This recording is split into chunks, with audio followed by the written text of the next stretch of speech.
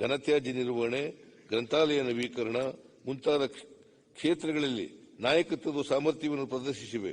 ಈ ದಿಶೆಯಲ್ಲಿ ಗ್ರಾಮ ಪಂಚಾಯಿತಿಗಳನ್ನು ಸಾಮಾಜಿಕ ಕಳಕಳಿಯುಳ್ಳ, ಸ್ಪಂದನಾಶೀಲ ಹಾಗೂ ಸಮರ್ಥ ಗ್ರಾಮ ಸರ್ಕಾರಗಳನ್ನಾಗಿ ರೂಪಿಸಲು ಕ್ರಮ ವಹಿಸಲಾಗುವುದು. ನಮ್ಮ ರಾಜ್ಯ ಎಂದಿನಂತೆ ನರೇಗಾ ಯೋಜನೆಯ ಅನುಷ್ಠಾನದಲ್ಲಿ ಮುಂಚೂಣಿಯಲ್ಲಿದೆ.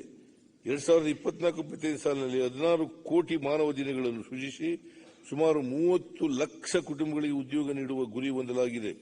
ಪ್ರಮುಖವಾಗಿ ಜಲಾನಯನ ಜಿಲ್ಲೆಯ ಒಗ್ಗೂಡಿಸುವಿಕೆಯೊಂದಿಗೆ 5,000 ಎಕರೆ ಸವಳು ಜವಳು ಭೂಮಿಯನ್ನು ಸುಧಾರಿಸುವ ಮತ್ತು ಪ್ರತಿ ತಾಲೂಕಿಗೆ ಕನಿಷ್ಠ 2ರಂತೆ ಬೂದು ನೀರು ಸಂಸ್ಕರಣಾ ಘಟಕಗಳನ್ನು ನಿರ್ಮಾಣ ಮಾಡುವ ಗುರಿ ಹೊಂದಲಾಗಿದೆ.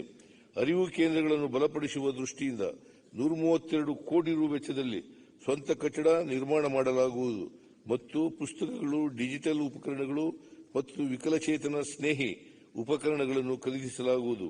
ಸ್ಥಳೀಯ ಆಡಳಿತ ಸಂಸ್ಥೆಗಳಲ್ಲಿ ತ್ವರಿತ ಸೇವಾ ಪೂರೈಕೆ, ಭ್ರಷ್ಟಾಚಾರ ನಿಯಂತ್ರಣ ಮತ್ತು ದಕ್ಷತೆಯನ್ನು ಹೆಚ್ಚಿಸಲು ಪ್ರಸಕ್ತ ವರ್ಷ 5 ಉಪಕ್ರಮಗಳನ್ನು ಕೈಗೊಳ್ಳಲಾಗಿದೆ.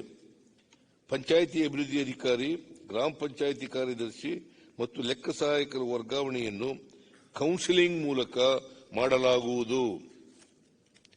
ಗ್ರಾಮ ಪಂಚಾಯಿತಿಯ ಸಂಪನ್ಮೂಲಗಳನ್ನು ಹೆಚ್ಚಿಸಲು ಗ್ರಾಮ ಪಂಚಾಯಿತಿ ಸ್ವತ್ತುಗಳ ಅಸೆಟ್ ಮಾನಿಟೈಸೇಷನ್ ನೀತಿಯನ್ನು ಜಾರಿಗೆ ತರಲಾಗುವುದು. ಎಲ್ಲ ಗ್ರಾಮ ಪಂಚಾಯಿತಿಗಳಲ್ಲಿ ಇ ಆಫೀಸ್ ಅನ್ನು ಪ್ರಾರಂಭಿಸಲಾಗುವುದು.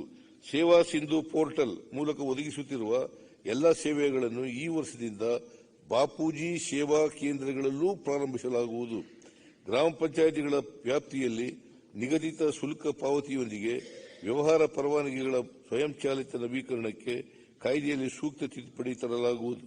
ಗ್ರಾಮ ಪಂಚಾಯಿತಿಗಳ ಸಭೆಗಳು ಮತ್ತು ಗ್ರಾಮ ಸಭೆಗಳ ಕಾರ್ಯಕಲಾಪಗಳ ನೇರ ಪ್ರಸಾರ ಮಾಡಲಾಗುವುದು. ಗ್ರಾಮ ಪಂಚಾಯಿತಿಗಳಲ್ಲಿನ ವಿದ್ಯುತ್ ಬಳಕೆಯ ಮೇಲೆ ನಿಗಾ ವಹಿಸಲು ಹಾಗೂ ವಿದ್ಯುತ್ ವೆಚ್ಚ ಕಡಿಮೆ ಮಾಡಲು ಪ್ರಾಯೋಗಿಕವಾಗಿ ಈ ಕೆಳಕಂಡ ಕ್ರಮಗಳನ್ನು ಕೈಗೊಳ್ಳಲಾಗುವುದು. 50 ಗ್ರಾಮ ಪಂಚಾಯಿತಿಗಳಲ್ಲಿ ಒಂಬೆಳಕು ಕಾರ್ಯಕ್ರಮದಡಿ 25 ಕೋಟಿ ರುಗಳ ವೆಚ್ಚದಲ್ಲಿ ಸೋಲಾರ್ ದೀಪಗಳನ್ನು ಅಳವಡಿಸಲಾಗುವುದು. 200 ಗ್ರಾಮ ಪಂಚಾಯಿತಿಗಳಲ್ಲಿ ಬೀದಿ ದೀಪಗಳ ವ್ಯವಸ್ಥಿತ ಮೀಟರಿಂಗ್ ಮಾಡಲಾಗುವುದು. ಪ್ರಸಕ್ತ ಸಾಲಿನಿಂದ ಆಯ್ದ 100 ಗ್ರಾಮ ಪಂಚಾಯಿತಿಗಳಲ್ಲಿ ಗ್ರಾಮಸ್ಥರ ಸಹಭಾಗಿತ್ವದೊಂದಿಗೆ ಹಿರಿಯ ನಾಗರಿಕರ ಆರೈಕೆ ಮತ್ತು ಚಿಕಿತ್ಸೆಯನ್ನು ನಿರ್ವಹಿಸಲು ಆರೈಕೆ ಉಪಶಮನ ಕೇಂದ್ರಗಳನ್ನು ಪ್ರಾರಂಭಿಸಲಾಗುವುದು. ಪ್ರೇರಣಾ ಕಾರ್ಯಕ್ರಮದಡಿ ಸ್ವಸಹಾಯ ಗುಂಪುಗಳ ಮಹಿಳೆಯರು, ಗ್ರಾಮ ಪಂಚಾಯಿತಿಗಳ ಮಹಿಳಾ ಸದಸ್ಯರು ಹಾಗೂ ಗ್ರಾಮೀಣ ಪ್ರದೇಶದ ಮುಂಚೂಣಿಯ ಕಾರ್ಯಕರ್ತರಲ್ಲಿ ಮೆನ್ಸ್ಟ್ರಿಯಲ್ ಕಪ್ ಬಳಕೆಯನ್ನು ಪ್ರೋತ್ಸಾಹಿಸಲಾಗುವುದು.